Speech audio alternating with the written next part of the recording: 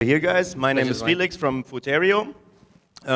We do a lot of ICO stuff, basically help projects to realize their ideas. We do a lot of corporate trading or corporate blockchain projects, and we do a lot of OTC trading.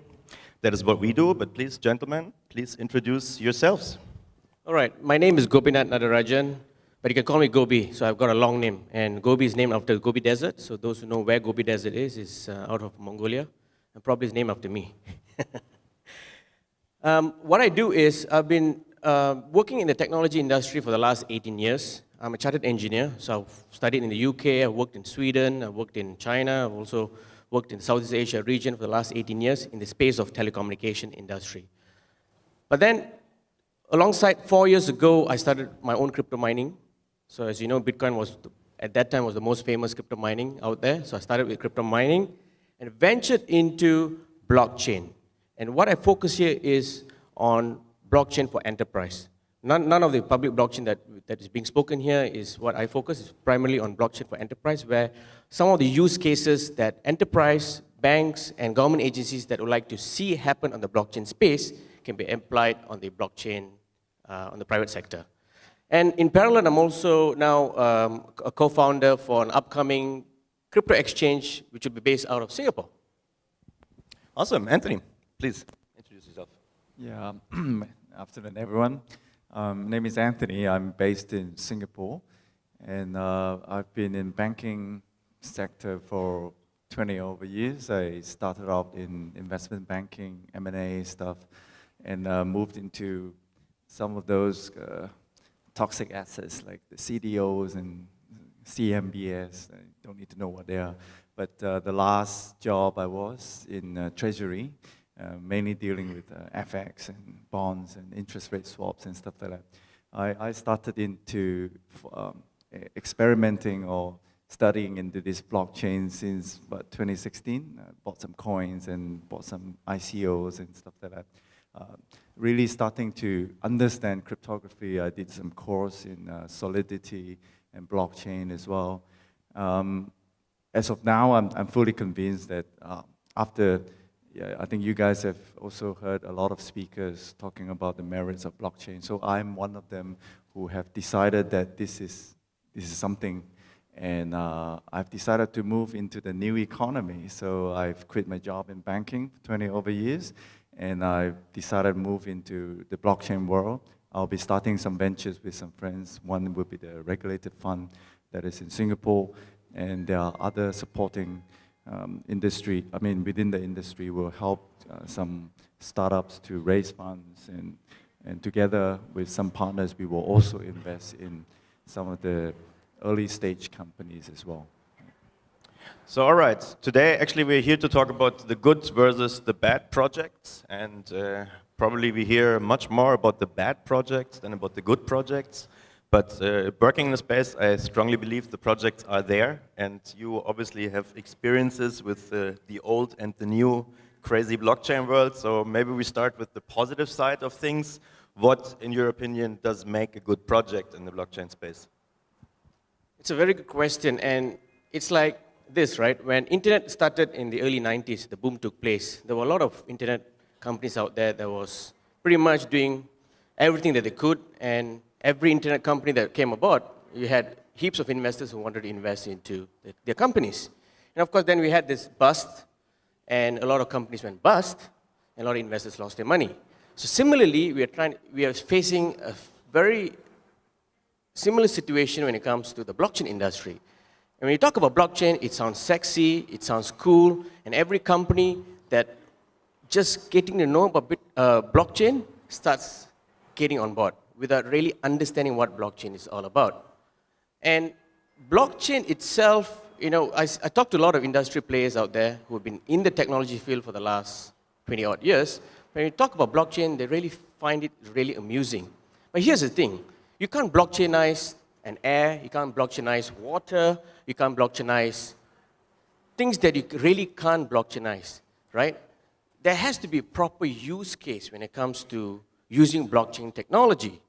And especially when I talk to banks, because I've been working with banks in Sri Lanka and also the government agencies in Sri Lanka, it has given me a very good experience. You know, they just want to know how it could help in several areas. First, how could it reduce their cost efficiently? How the existing system that they have in place creates better efficiency. And third, is it highly secure compared to the existing system? That's what they want to know. Very fair summary. You coming from the banking world, I think you can add some perspective to that. As I see it, the most use cases came exactly out of this world. So what is a good blockchain project, especially in the banking area? I think probably very obvious in the banking sector, I would say, ripe for disruption would be the payment space, right? Because it costs so much to transfer money from one country to another using the existing SWIFT network. The telegraphic transfer is very expensive. That's why there are guys like TransferWise. They're coming in to disrupt this space. But what they're doing is really just a more efficient way of doing Western Union. There's no different because they also have like the Hawala system started since the 8th century, right? In fact, the Templar Knights started the modern day banking, if I want to argue that. Yeah, but in the banking space, there are many other use cases where in the supply chain, I've got friends who are now developing solutions for LCs in trade finance. Basically, I always go back to the basic, right? In blockchain, do you need a database? Number one, right? So if you don't need a database, you don't need a blockchain, right? Immutable database, that is the term that you're familiar with. Then do you need many parties to verify transactions, right? If you don't, then use a centralized database. You don't need blockchain. And then maybe the users, you need to look at the users. Do we trust each other? Is there trust in it, right? If we don't need to trust each other, whatever you do doesn't really concern me, then you've got multiple centralized database, right? Then maybe you can also look at, effectively, can you assign this trust to a third party whom you can trust? It could be a central bank, like JP Morgan created Quorum, right? So it's like a permission blockchain. You can actually trust JP Morgan to do part of the job well, so you are okay to use Quorum permission blockchain. So I think we need to go back to the basics whenever I look at use cases or blockchain companies, right? Do they really need a blockchain or not? As you mentioned, you don't blockchainize water, whatever, right? But there are other very good use cases I mentioned to some of you during coffee talks or whatever. I've advised a company that is doing supply chain, food supply chain, right, using the blockchain and track the provenance of a certain food. A very common example I always want to use, Walmart using the mangoes use case, right? Before Walmart started experimenting into blockchain, right? So a supply chain manager in Walmart required probably a week to track where this particular product is in the supply chain. After they installed the blockchain, it took them like seconds. So the time saved will be immense. Imagine if you have an outbreak or some poisoning in certain food in the supply chain. You want to be able to track it in seconds rather than 1 week, or you have to remove everything from the supermarket shelf, right? So that's a very instant use case that people can relate to. So I would say that if you go back to the basic of, do you need a blockchain, do you need a database, do you need verification and things like that, then you'll be able to go backwards and say, hey, I think they don't need a blockchain. I think this is a good use of blockchain. Okay, that totally makes sense. Of course, we need a good use case to have a good blockchain tech or implementation. But as we see, and we talked a lot about ICOs today, even many companies have a good use case, or they appear to have a good use case, but then it lacks on execution, it lacks on many factors, actually. What would be red flags for investing in a project, in your opinion? All right, there are a lot of scams out there that you probably know or you may not know that you're getting involved in. And one way or a couple of ways that you can find out whether these projects are really usable would be, first, I would always say the ICOs raised for a particular project, does it really serve its end objective? And that is, are they trying to create their own blockchain? For example, they're trying to create a better blockchain than what Bitcoin and Ethereum can do today. Higher transaction speeds, better confirmation time per block, highly more secure, more distributed than Bitcoin and Ethereum. Well, here's the bad news. As much as you want to talk about all these different blockchains, but Bitcoin is the only network out there that's the most distributed network, which has over 50,000 nodes, and the most secure network out there. And all the other blockchains, especially blockchain 3.0 that often people refer to, are really talking about being better than Bitcoin and Ethereum, which is well and fine. But within the space itself, you need to ask, all right, I'm raising an ICO to meet a certain project objective. If it's not a truly different blockchain than what it has today, then you should look at why are they raising these ICOs for? And as you know, more than 80% of all ICOs are raised on Ethereum tokens. And only a handful of those converted into actual blockchain. And the remaining, it's all about their own particular use case. So there's two parts to this. There's private blockchain, and you have a public blockchain. And most of what we are involved in is called the public blockchain, where all the tokens are raised. You have public nodes, public ledgers, and so on and so forth. And within the space, I would say more than 50% of those fall into the ICO scam list. So personally, I would say beware where you invest to. You need to find out what are the real objectives and use case for each of these ICOs are raising. There are many ICOs out there which are really, really good. For example, you have NAM. And NAM is, in fact, one of the only first enterprise-grade blockchain that was introduced 2-3 years ago. You can easily raise tokens out there in a matter of seconds. Unlike Ethereum, you need to study their own proprietary language called Solidity.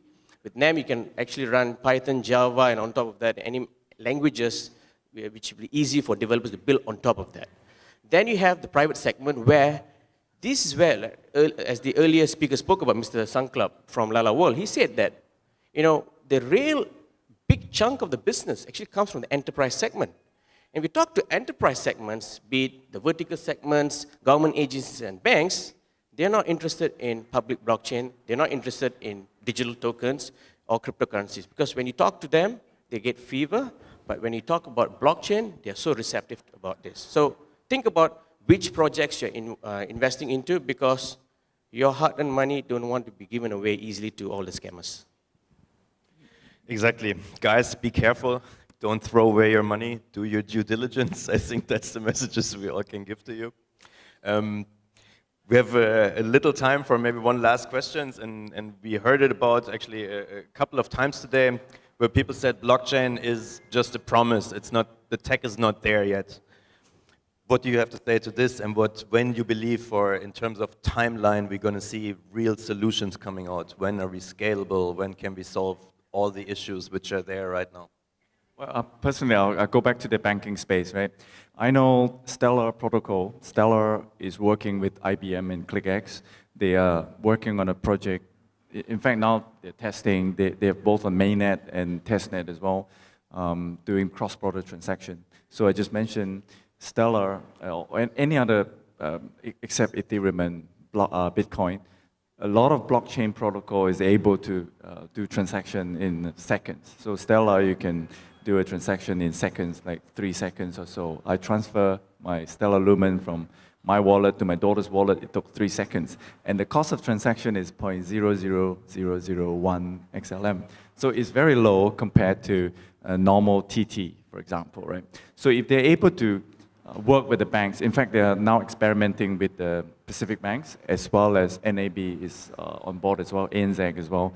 So they're trying to do Australia, NZ, and the Pacifics on the cross-border payment. Once that go live, that there will be a template on cross-border remittances, and the cost of remittance will go all the way down, and SWIFT will have to really ask itself very hard, why do we need SWIFT? Thank you, guys. Exactly, we had actually this discussion yesterday where we thought There was back in the 80s, maybe you remember when VHS came out, there was Betamax, there was Video 2000, and for some reason we all had VHS players in our living rooms. And nobody actually knows why, because many people think Betamax was the way better system, Video 2000 was the way better system. And actually, I think we all agree that we still don't know yet which one is going to make the race. Is it Ethereum, is it EOS, is it Stellar, is it NEM? Let's find it out together and let's work on running solutions. Thank you guys for joining. Thank you. Thank you.